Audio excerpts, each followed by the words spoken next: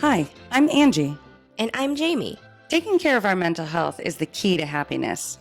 But even the best therapists sometimes lose their keys. Join us for Therapeutic Happy Hour as we address the absurdities of life's daily expectations as best friends, mothers, and yes, even therapists. Welcome to the Shrink Show.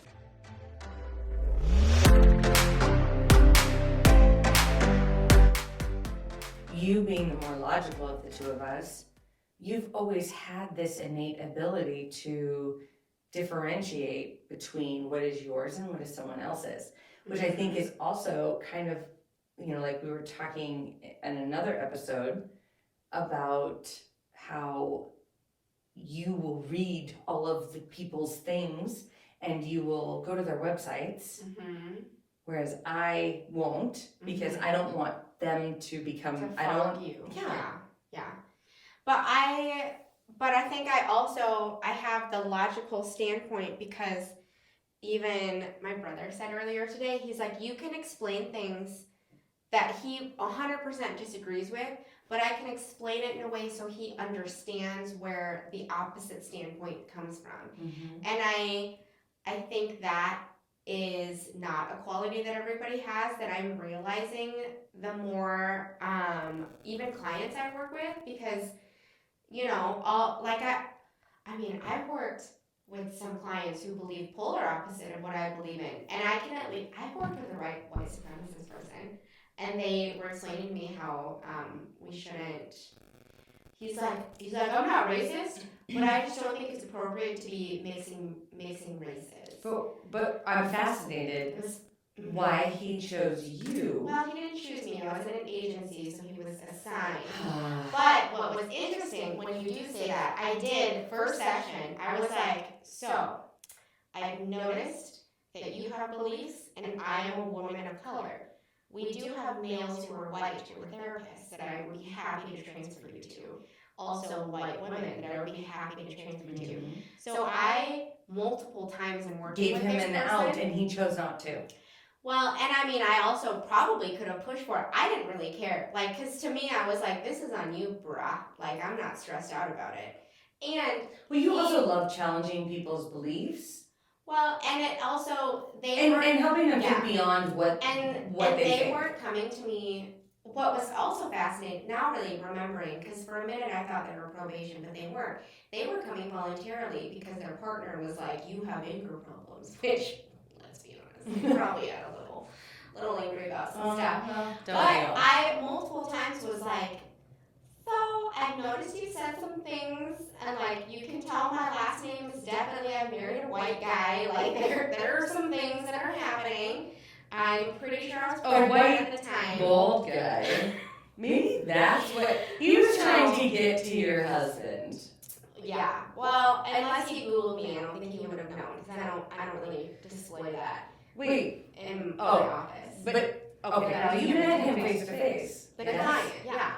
And so it was just interesting because, again, I would try to explain things not necessarily on behalf of people of color, but just be like, so just so you know, this is typically what some people think about some of the beliefs that you have about people of color.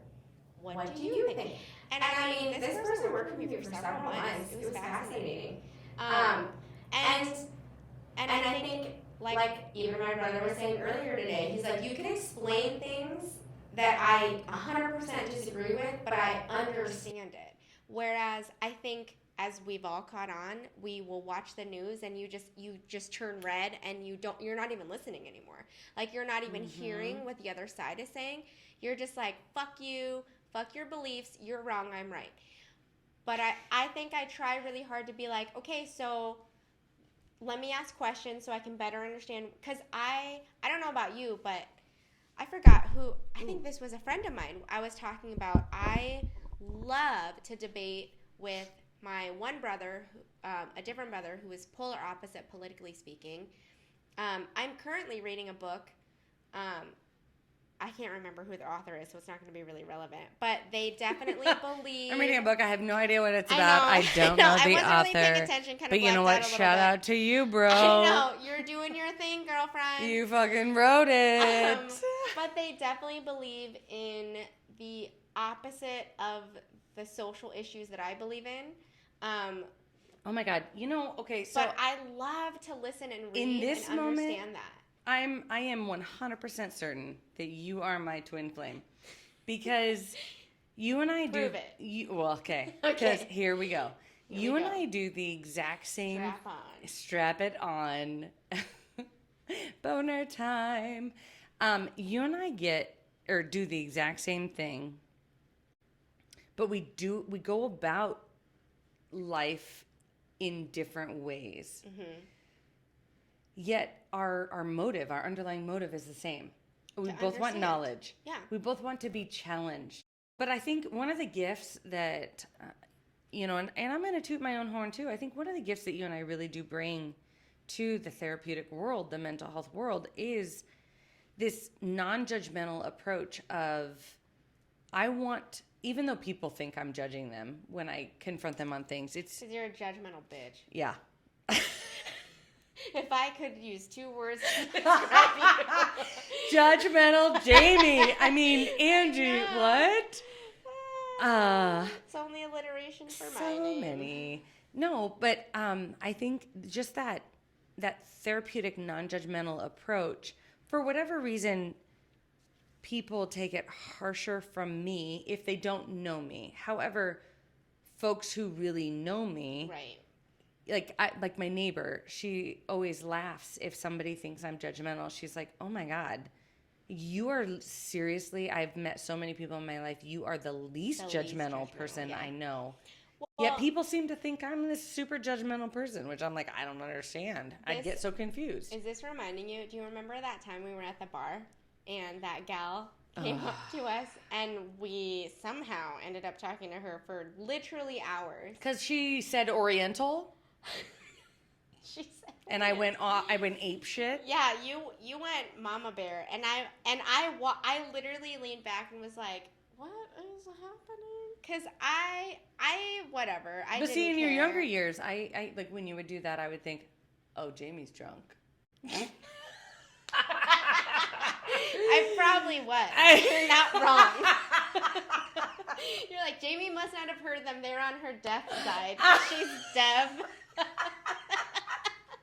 Yeah, either you didn't hear them or you're drunk. But usually when people would say that, we've talked about it in other podcast episodes too, where I'm like, the difference is the intention. If they say it because they're assholes, do I even want to argue with an asshole?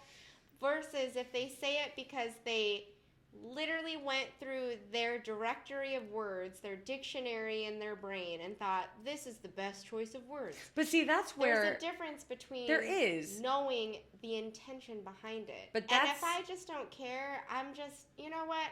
We were out that night, like, my baby... Like, I only had one kid at that point.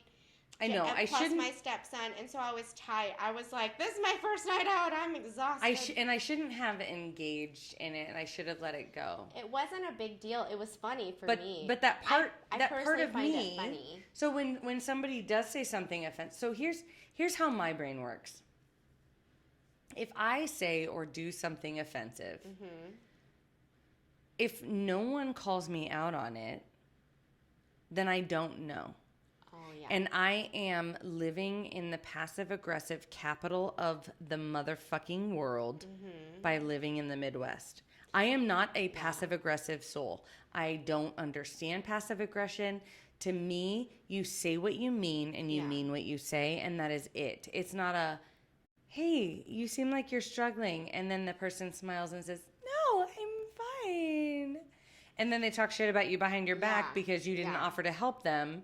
Right. When, like, I asked you if you were struggling and you said no, you were fine. Like, I don't in that way, like, I understand logic. So I understand that perspective, but it's also because I know you. So if we're talking with this specific example where people come up to me and say very blatantly racist things like, oh, you're an Oriental person. But for me, it was that bringing it up.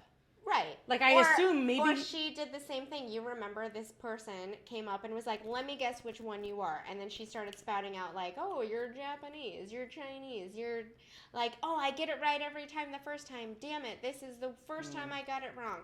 You know, I think because I have grown up and experienced that time you have more tolerance. Time, it's not necessarily, tolerance isn't the right word. You're right. You're right. It is definitely an indifference. I've learned to pick my battles because there's a difference between somebody who, like you said, you might be just living your best life thinking you're doing the best that you can. And until someone teaches you differently, you're not going to know any better. But I have met enough people who think, I'm doing it right, fuck you for correcting me. Right. You're an asshole. Like, you're the one with the problem. Which I have... And now, like, you insinuating that I'm racist makes you racist. And then they try to explain to me how that's the case. Okay, so this is also fascinating because I feel like I have grown up with that exact same thing, but not under the umbrella of race. Mine was more under the umbrella of mental health. Yeah. And the marginalization or ostracization of any peoples. Like that's something that you marginalize anyone. Like you watch a movie and you see the kid all by themselves. Like I've taught my children, you know, like Finnegan would come home in kindergarten and there was a little boy in his class that had anger issues. And he would like throw chairs and like get really angry and upset and like push the teacher and all those things. Now, my concern was that I wanted to make sure that his school was appropriately like holding space for those children who didn't have me as a parent or a parent similar, because Finnegan would come home and he would be upset and he'd be like, Mom, and he would tell me these stories. Right. And I was able to say, well, what do you think they were possibly feeling in that moment? And he'd be like, well, they were really angry. Have you ever been that angry? Have you ever done something that was physical that you had to, well, yeah. And I mean, Finnegan totally has, because he's so impulsive. Yeah.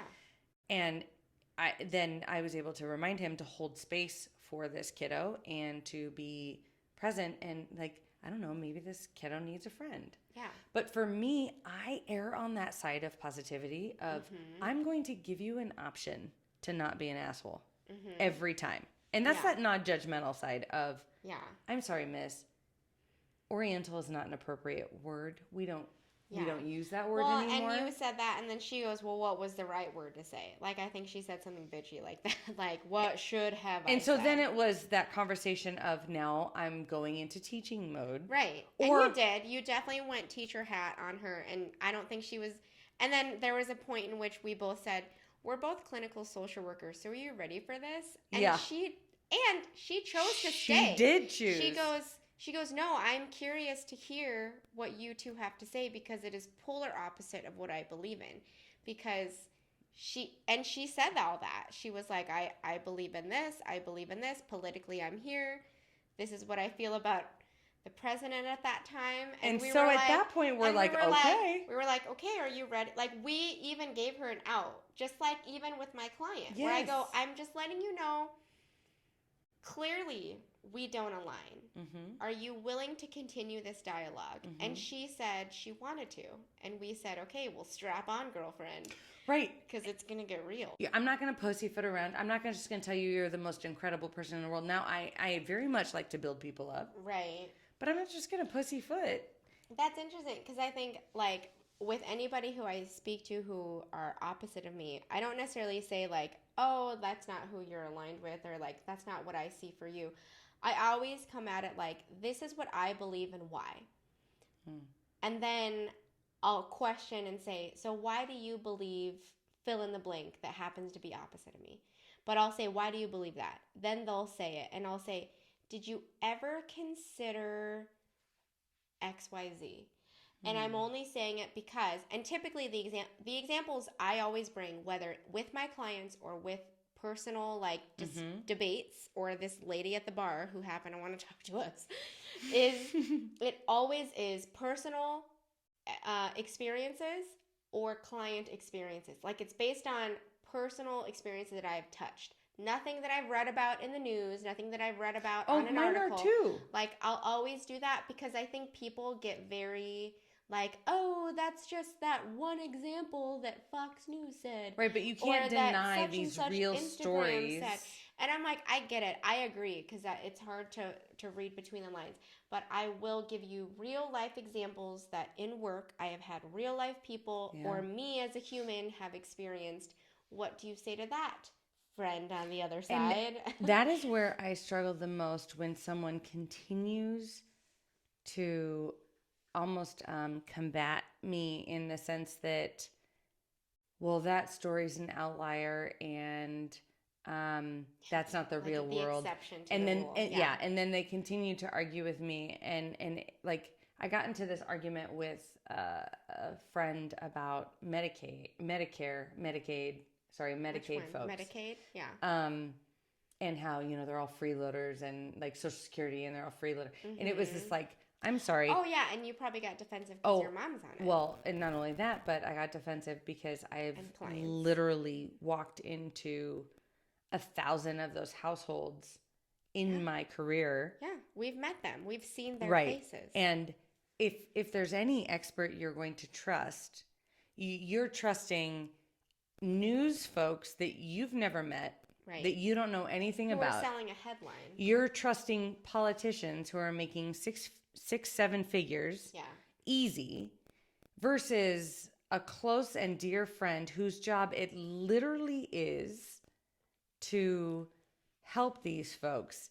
And you're going to get in a fucking argument with me about how all of these folks are just cheating the system and like not using it in the way that I'm like, oh my gosh. And it's, I think that's probably the biggest difference between you and I is I go to an extreme emotional level where I now am like full on 2-year-old tantruming. Like I can remain non-judgmental until you push me to a level and I'm like, what's that level? What's the level they push you to? Is it like specific to things that you know and see, or is it a feeling? Both. Therapy hat. I know. What's going on? No, I like it. It's both. Okay, so I'm trying to put myself back into those situations. So it starts with a discussion, right? Okay. And I love It always does. And I love Always to be starts, challenged. I really neutral. do. And there are so often times, like I will surround myself with folks that don't agree with me. And in fact, I always joked that if I was a queen, the hand of the queen would be someone who was like very open and willing to challenge me and see a different perspective than me. Me and my brother who want to take over the world. Yes. We're polar opposite but politically. There's such a but value. We both said we would be each other's hand. Yes, because there is Easily. an incredible value in having someone be able to challenge your perspective in that loving way and you'd be like, oh. And I always think about like when you text people when you're stressed out, we were talking about that and you're like, this is fucking shit. I know. I'll be in the middle of an argument with my husband and I'll be like, you guys, I said this, he said this. Who's right? Who's right? No pressure. Now, tell me right now in the next 5 minutes. What I love so much. That's what I do. I love so much about our friendship is that needing to take inventory. Is that I can tell you, well, I kind of think Kurt's right in this scenario, and you can be like, mother bitch. I know. Usually I'll be like, well, but what about this, this, and this? And then you'll be like, Jamie, I understand, but you gotta like take a fucking chill pill. Like settle down. And then I'll be like, ugh, I get it. And then I'll be like, I'm gonna go text my brother then. And then, but I'll always take inventory just to be like, because I understand I definitely can overreact.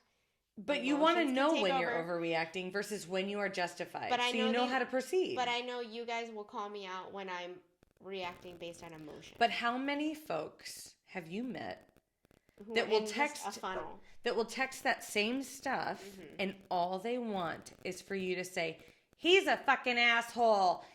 You should just fucking leave it. Fuck him. And they just want they want that instead of the truth. And I've always like wanted the truth, but like, you can't handle the truth. This is our movie podcast, I know, obviously. right? We're movie quoting quotes. like so many things. What is that, a niner? Calling from 2, Milwaukee, 4, Kentucky. 9er. You know, a lot of people go to college for 7 years. They're called doctors. Tommy boy, Oh, rest God. in I peace, could Chris quote that Farley. entire Rest in movie. peace, because he is a badass. Anyhow, no. So the conversation that I would have with somebody would be just a natural discussion, and me providing facts and them providing non-facts often. It's usually Or things, just facts that they thought were facts, but they're not statistically sound. Well, and again, it's coming from, like, you have to find out what are the sources of these statistics. Right, and that's Always my question. what we have learned is statistics because- can be yeah. skewed. And in social work, that, oh my God, it's You fascinating how learn. much we learned about statistics in the Well, field and of social how work. much Yeah. statistics, you can use statistics to skew anything. Absolutely. So 3 out of 4 doctors. Okay, great. Did you poll 100 doctors and only 3 of them liked it? So Yeah. you can say 3 out of 4 Yeah. doctors What recommend type this, of doctor? but they really did. Yeah. They really polled 100, but they're Mhm. choosing to say 3 out of 4. Mhm. And so that's what you can do with those statistics. And Yeah. people just eat that shit up and buy it. And I'm like, oh my God, use a little intuition here. Well, and I also And just feel fucking like, human again, decency. It's real life experience. Like, I think, especially in the examples we're providing right now, like if we're going back to the Medicaid example, it's like, how many people in your personal life do you know who are on Medicaid? How many people have you run across in your life? Do Thousands. you interact with? Thousands of people. But it's like these other people who are like, Who have oh, met they're- no one. Yeah, they're freeloaders. They're working the system. All the stereotypes. And I think what's hard too is I'm not saying the stereotypes are not based on the examples of people who are. But why not educate Not doing yourself it. and learn for yourself? Yeah, but my other side is just. But how many people do you personally know? Like, where are you getting this information? Or like Just all immigrants be are willing here to to steal hear our it. jobs and take everything. They're all murderers. I'm sorry, how many immigrants have you spoken to personally to How learn many their have stories? you helped to resettle into Omaha, Nebraska? Right. How many of them have you connected with them and learned why they came to America? Or persons of color. You want to say, you know, they're like black my one men. black friend said Yeah, this. my one black I love friend- that argument. It makes me feel Well, Judge rage. Thomas, my one black friend, My one says we black should, friend, you know, yeah. not trust any black man in an alley. I'm sorry, have you ever talked to any black folks and learn their story and learn their struggle and learn what it feels like living in an environment where they are constantly targeted? Have you ever walked into a room? Like Joel, my husband, always tells this story because he grew up in North Omaha and he was in a car with 3 black men and him. He was driving. He got pulled over and he wasn't doing anything. And now I know my husband well enough to know if he was doing something, he would say it. Yeah. He's like, I Yeah, literally he's very much like me. wasn't doing anything. Yeah. And he was livid. He got pulled over because he had 3 black men in his car. And not only did he get pulled, they were in high school. Not only did he get pulled over for not doing, he's like, I wasn't speeding. I didn't run a stop sign. I Yeah. did He nothing. did it all. Yeah. He got pulled over and they all were requested to get out of the car. And he kept saying to the cop, I'm sorry, why did you pull us over? And the cop like wouldn't really respond, was giving all of these. And it was this experience, you know, not just this one, obviously several, but this was one of the experiences that molded him, that really helped him hate racism and see it for what it was and see it for, Because he was a part of it. because he was It's just di- like, what and the it's- fuck? And it's different than reading it in a story like, oh, because I think that's what people do is we read stories, we hear just me say something and say, well, you're the exception. Because that's what we do. We exceptionalize things. Right. Oh, well, that was that one bad cop. That was that one person's negative experience with cops. But But for it isn't. Joel, it was nice that he Well, and at I'm least sorry, experienced in the idea black of the community, idea, they have okay, they have to teach their kids. yes, In persons of color's community, you have to teach your children yeah, that you can't just trust authority because they're authority. mm-hmm. Whereas in the white household, that's not a discussion. And so Never. because it's not a discussion in my perception, in my reality, therefore you're making that up. It's this distrustfulness that we have across those race lines that don't make any goddamn sense. Because if you just take for a second and put yourself in another person's shoes and maybe consider that their perception is their reality and that's the truth, our world would be so much kinder. Just fucking take a leap of faith and just assume that these motherfuckers are telling the truth. Whenever someone challenges me with something that doesn't necessarily align with what I am familiar with, or challenges me in a way where I feel some sort of resistance, and it's more so in my younger years, because now I know enough about myself. I have learned to recognize that, but younger years, I would Google it. I would because we have access to the internet. Yeah. I would seek the information because, again, to me, the truth is the truth. The truth is not, it's not hidden in like this no man's land where no one can access and we're just fucking guessing in the dark. There is truth out there.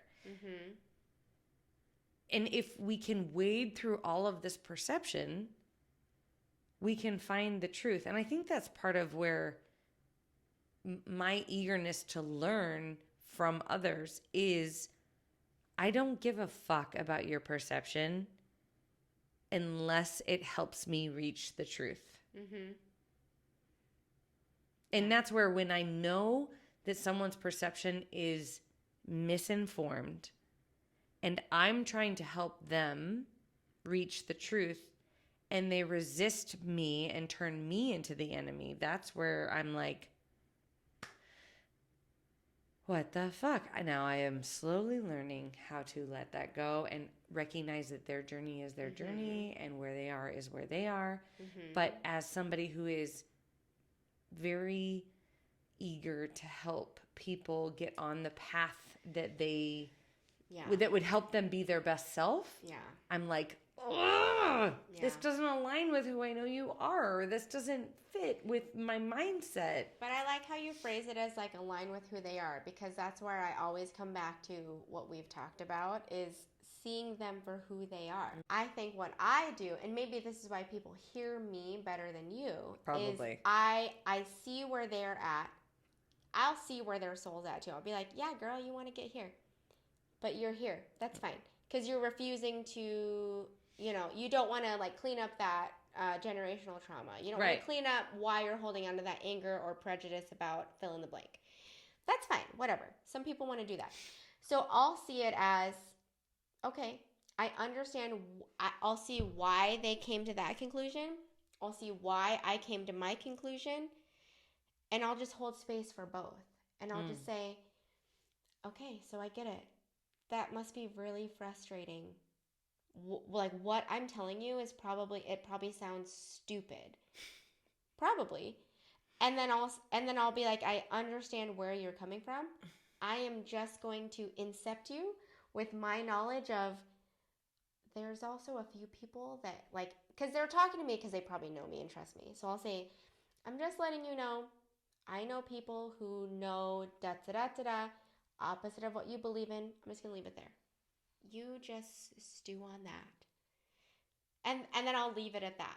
Because it's so much easier to just leave it there for them to decide if they want to pick it up or if they want to walk on by. Because they're going to walk on by no matter what. Well, they're going to stay in their lane no matter what. I don't know. That's fine. I don't know if I'm fine with just laying it there and saying, bye. But do you know how hard it is? Not a big deal.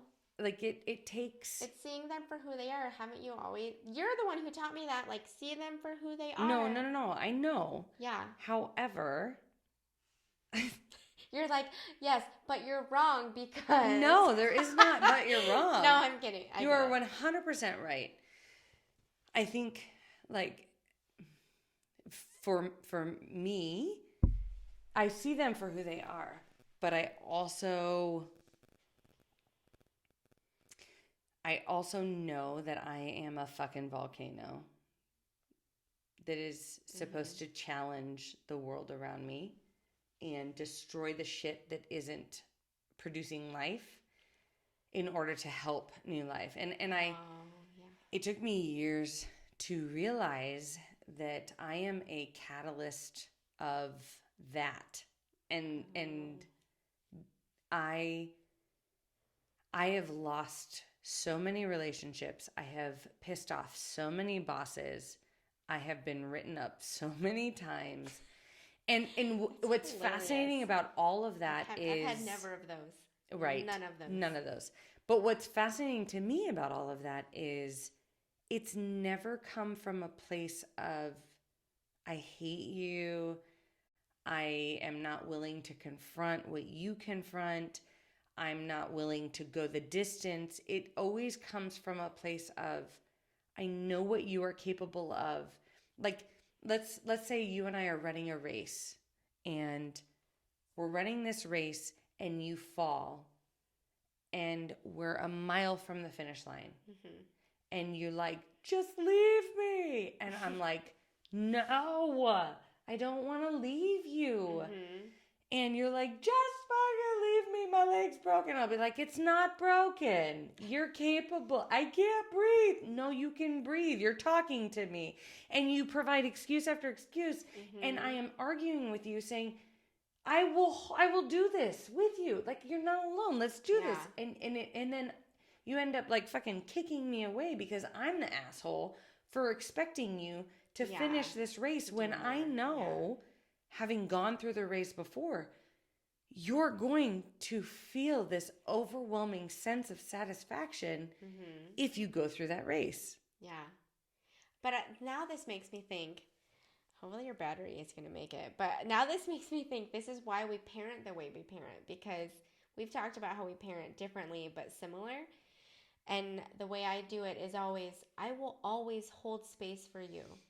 And I'm always challenging my kids. And I'm always like, you are right exactly the way you think. I'm going to present you with 16 ways in which you're wrong. And I will also hold space for how you think my 16 ways are wrong. And I will hold both of those. But isn't that so funny? Because that's what I do. I'll be like, yeah, girl. Like my daughter and my son, I'm like, and even my stepson, I'm like, yeah, you're doing the best that you can with what you have. And in my mind, but usually what I do is I take your perspective to my husband, and I'll be like, ugh. I'll be like, Kurt, I just understand that like my stepson like truly wants and needs this. But if I say it to him, he'll implode and take it personal, and I don't want to do that because I'm not that type of person to make him like question himself. And then I'll do that with my daughter, and I'll be like, that person. Oh my gosh. And so like I'll do that with my son and my daughter too. I'll do it with all three of them, and I'm like, oh my gosh, that's not what I want to do. So I'll vent to him. He'll have to hold space for me and be like, and every time I'll be like, you're doing fine, it's fine, they'll get through it, it's fine. like on autopilot. But I also see where they are at in life, and okay, that's fine. So this fascinates me because I just want them to feel secure in what or who they believe in. Okay. And I think that's how I approach my clients and my family, anybody in my life. I'm like, oh my yeah, God. girl. I'm like, I got you. I see where you're at. This is and fascinating. You're right in every way. I'm just going to whisper how you're maybe wrong. But you're right in every way, and I got you.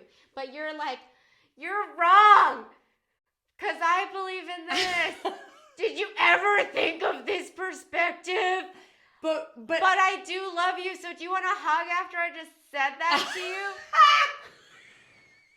Oh my God, do you want a hug? It's okay, we all make mistakes. It's okay to make mistakes. You're doing it wrong, but I love you. And I'm like, girl, you're doing it the best you can. You should try it this way. I love you, girl. Do you think it's because of the impulsivity? Because I want fast results? You do want fast results. And so I'm like, I'm a you're like, I'm coming in hot. I'm gonna come in hot. I'm gonna tell you the shit that isn't working. I'm gonna tell you it's okay that you're failing because we all fail. I'll then give you an example of all the ways I have fucked up in my life. People are like, fuck you. Where's this bitch coming from? I never asked these questions. I never said that I wanted this shit. Didn't And want you're like, her opinion. I know you didn't say it out loud, but you said it in your head. You're so screaming it. And I'm always like, Angie, they can't even hear their soul, you dumb fuck. They're freaking out right now. Here comes the Isn't volcano. that funny though, because I think that's why we've talked about how we parent similar but different. And I'm like, yeah, girl, it's fine. And then, but I'll vent to who's safe, like, because my husband's a safe person to vent to be like, oh, I just wish they would see that. Because I do. I'll be like, I wish they could see their potential and like they could see that this. But I'm not going to be the one to say do that. Like, do it. Oh, just so you know. I don't say do it. Yeah, I know, but I don't want to. But I've seen what that's like, and I've heard clients tell me what that's like when their parents are like, do it. Like, this is what your potential is. Because if they're not ready, they're not ready, and it's scary. That's okay. Oh, I'm all about pushing my kids to that ledge and saying, you're capable of jumping, and you'll be fine. Look, watch me jump. What are you doing, pussy? Jump off the... I'm just kidding. You say that to your 2-year-old? Get the fuck off that ledge. Fucking jump, pussy! It's only 100 feet. I'm right fucking here. Why are you jumping all the time? Where are you jumping from? I feel like I've been jumping my entire life. Like, everything that I've done. Just like exhale. Like, you're fine. You're safe. You're good. It's okay. The shit storms of life that I have fought through to even get to this point, to be able to hold space for your jackass that is fucking judging me because I'm saying I think that you should maybe not take on so much because you already have so much on your plate. Yeah. But you see that as weakness instead of hearing what I'm saying, and you have no idea where I'm coming from, but you just instantly question me and think that I'm being a bitch, and you then treat me like an asshole. Mm-hmm. Fuck off. And I say that all in my head. Yeah. Because I don't want to be an asshole. Yeah, because you're not outwardly and then an I asshole. realize, okay, you're not in that space. Mm-hmm. I've been there before. I will hold space for you. Don't act like I'm an asshole. Because it's that, don't act like, you don't have to treat me like a piece of shit. It's that piece, I think, that I need to get over. Yeah. There's been times in my life where I would take that part personal. I think, again, because we're social workers and all we do is self-reflection, do all social workers do that, or is this like you and I? Okay, yeah, maybe it's just me. No, you and I. We both do it. And me. Yeah, I'm better than you. God damn it. So you just fucking took that. You took it all to your fucking self. Jesus Christ. So I'm better than you. And I do so much self-reflection, and you're so much way down there. Better. I mean, if anybody's listening to this podcast, they're like, Jamie is our one the listener best who's parent. my sister. And Molly, my colleague, 2 listeners. We each have like our one fan. She's our biggest fan. And so I think that's what makes you and me work. Okay, fine. Let's make a strong statement and say you and I are the best social workers ever in the world. High five. Because I think I get asked this even by, I know, like, friends, my husband, like, we've talked about it, like, people who make the best providers are the ones who are constantly, never stopping, doing the work themselves. Right. Because if you are not growing at a faster pace than your clients, how are you going to be of service to your clients? That's the importance of, like, our continuing education. Yes. That's the importance of us needing to learn things that we don't know about. Like, we Obviously, are constantly it goes learning. Way more than just the schooling and degrees and the graduate schools. Oh my God. All of the things that we've gone through. Because if I didn't continue learning, if I didn't, then I would have never gotten to where I am. Right. And I know, because again, I've been in my younger adult years, like, I would take it personal. Like, you don't believe in what I believe in. Fuck all that.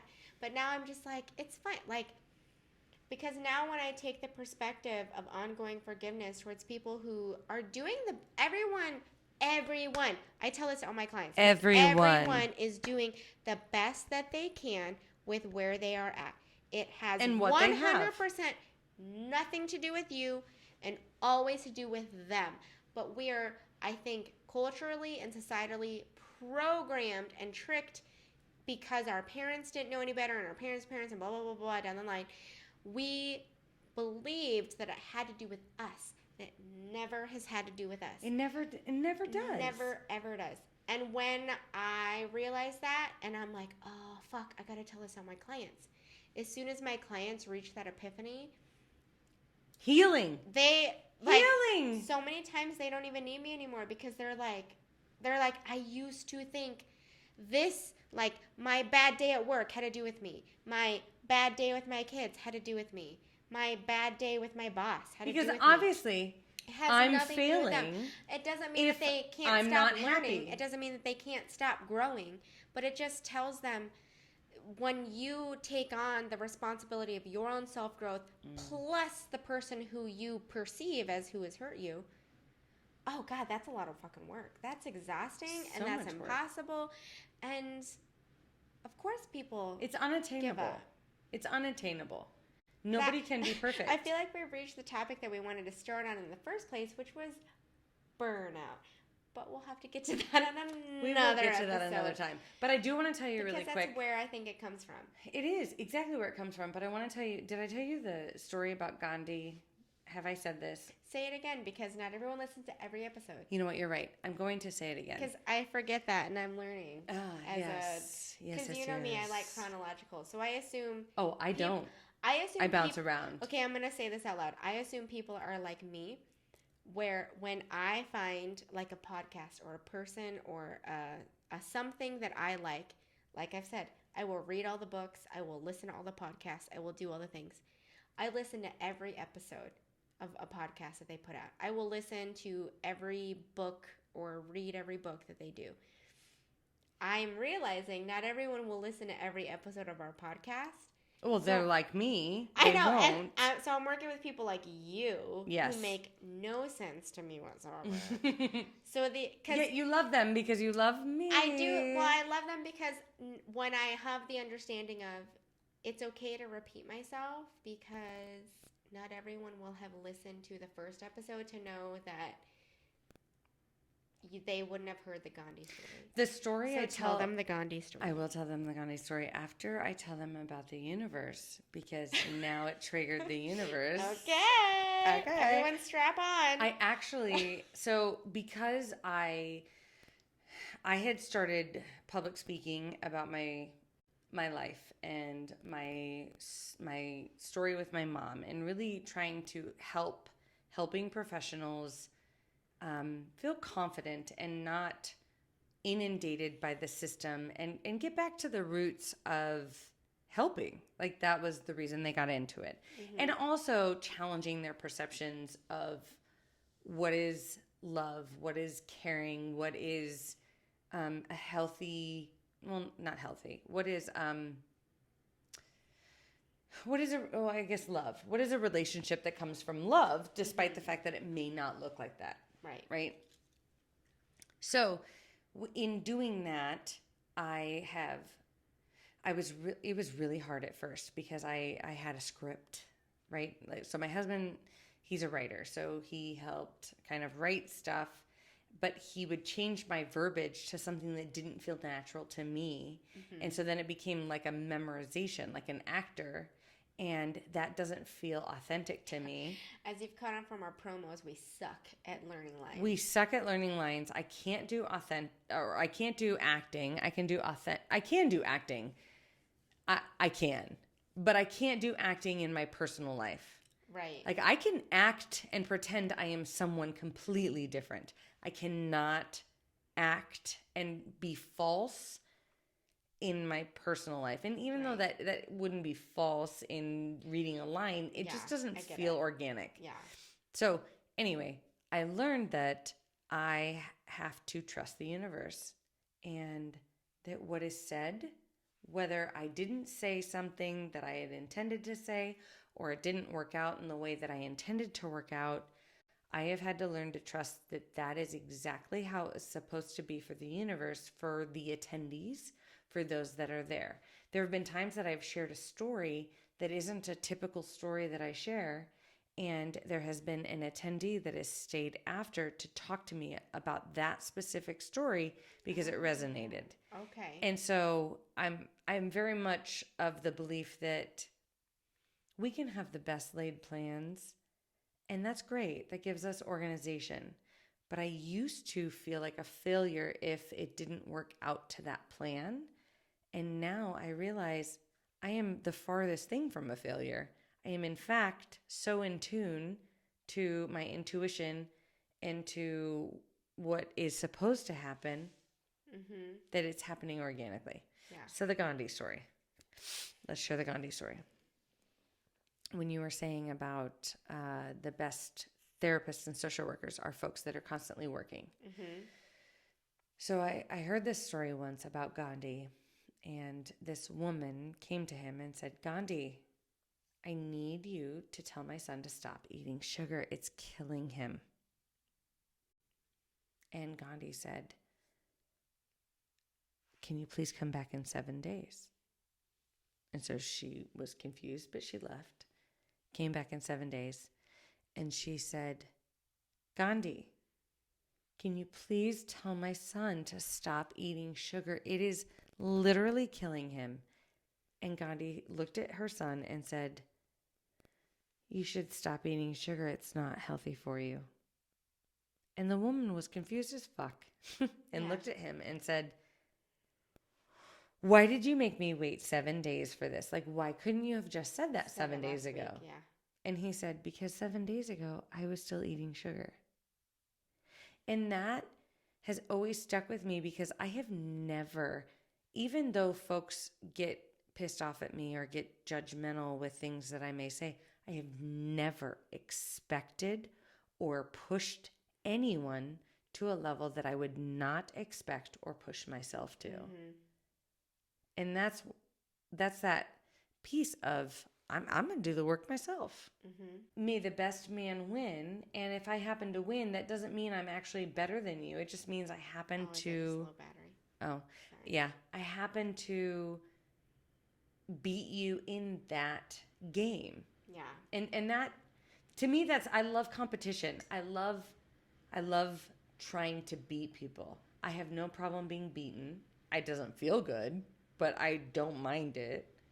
And I love winning, obviously, and making a gazillion dollars, which is going to happen at some point. Any day now.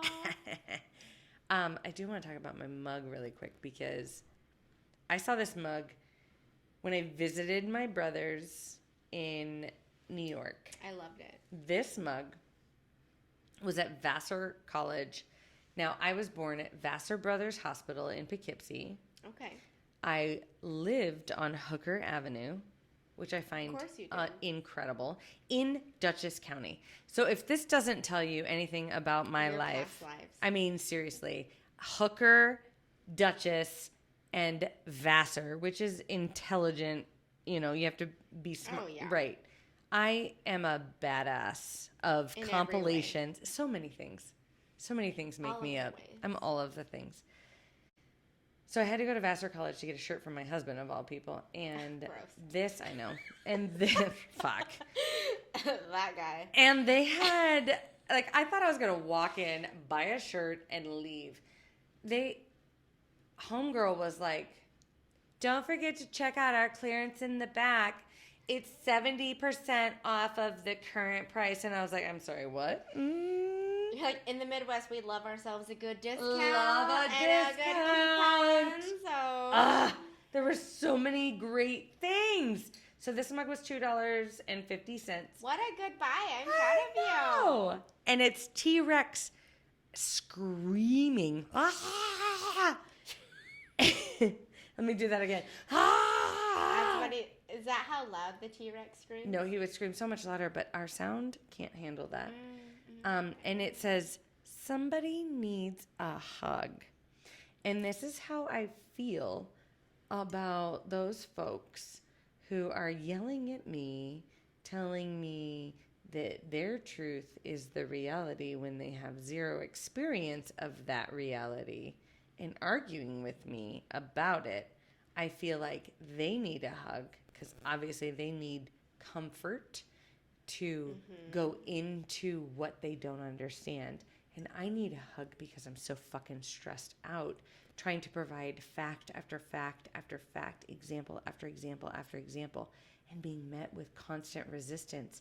Because to me, I don't resist folks that intensely. I'm always like, I will even have a conversation and I'll be like, you know what? That's actually a really good point that I never considered. Right. Like, especially when it comes to politics, like financial stuff. I don't think financial. So usually if I'm talking a political argument and somebody brings up a financial aspect, I'm like, But I do. Yes. I can see why that would appeal to you. Makes sense. Let me offer you this other side and let's see your thoughts on that. And then instead of saying, I don't agree, kind of like my brother and I had talked about his polyamorous, I don't agree with your polyamory But you for can me understand because for it's not others. my reality. Right. But that doesn't make it wrong. Yeah. And but it you doesn't can make it understand wrong others. for you. But that's the thing is, I feel like there are certain folks that are like, I believe this and everything else is wrong. And that rigidity is something that That's hard to work I with. can't. It stresses. That's it. I can feel it right now. I can't even breathe. It's the Exhale. rigidity. Exhale, Angie. It's that rigidity. Yeah. It's the rigidity and the resistance to anything beyond what you've known. But I just realized How do you grow if you are not open to things that you aren't familiar with? that just tells me that's where they're at that moment. So you No! make- They need to okay, advance. See, you're throwing a temper tantrum right now. You hear that? That was a I little child right there am. that came out. Because it's And I'm like, ridiculous. that's fine. That's where they're at today. But today, I happen to be the one person in their life to say, did you consider this perspective? I know, you're right. I'm going to slide it right over And you're there." planting a seed, and I am the queen of And saying I'm totally seed fine planting. with saying, that's fine. I did what I could do today. Like, white supremacist dude, you leave my office disagreeing with me 100%. And that's fine. But he came back every session. And you might think about it later because, Why did again, he come back every you're session? planting a seed. Yeah. Because And- you fascinated him. There could have been so many reasons. Like, he probably thought, like, oh, well, I'm doing the bare minimum because my girlfriend said I should. But it's like, but why would he choose to challenge himself so much to do what his girlfriend told him to do? Because on a deep level, we instinctively know what we need. And Yet, that's why I was like, whatever, we're going to talk about it, girlfriend. or the universe thrusts us in that direction. Yeah. Like, for example, But every racist thing he said didn't bother me. I also had my therapy hat on, so I definitely, like, have a bigger shield. But I just was like, that's therapeutically, fine. yes. Yeah, like, no big deal. I can understand where he came to all of his conclusions in life. No. And I allowed him to say, yeah, that's fine. I'm going to present you with some other fun facts.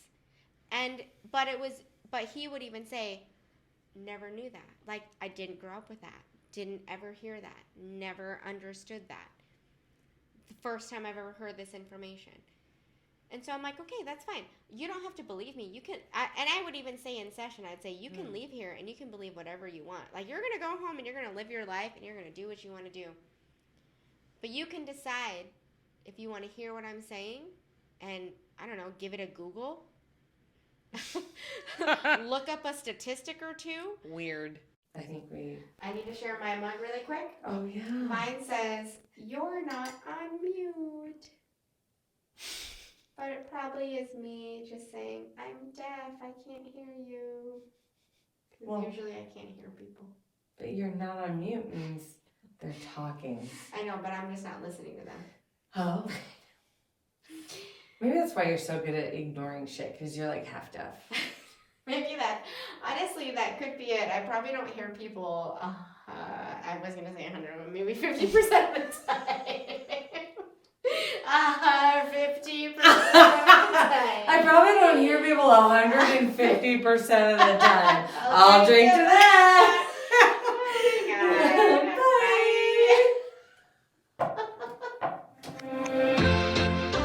If you think we're cool, Or even if you don't, please like or subscribe so you'll stay up to date on all things The Shrink Show. feel free to follow us on Instagram, Twitter, or Facebook at The Shrink Show. You can also visit our website at theshrinkshowpodcast.com to check out some of our merch, submit your episode topic requests, tell us a funny story, or even donate money or gin to the cause. Thank you for choosing to spend a portion of your life with us. And remember, don't take yourself too seriously. Life is all a giant shrink show. Side effects of listening to this podcast may include side aches or snorting from laughter, impromptu jazz hands, nodding in agreement even though you might be listening alone, an occasional "you said it, girl," and mild cases of existential dread. This podcast is strictly for entertainment and informative purposes only and is not intended or implied to diagnose, treat, or otherwise substitute for professional mental health, medical, legal, or other advice. Thank you.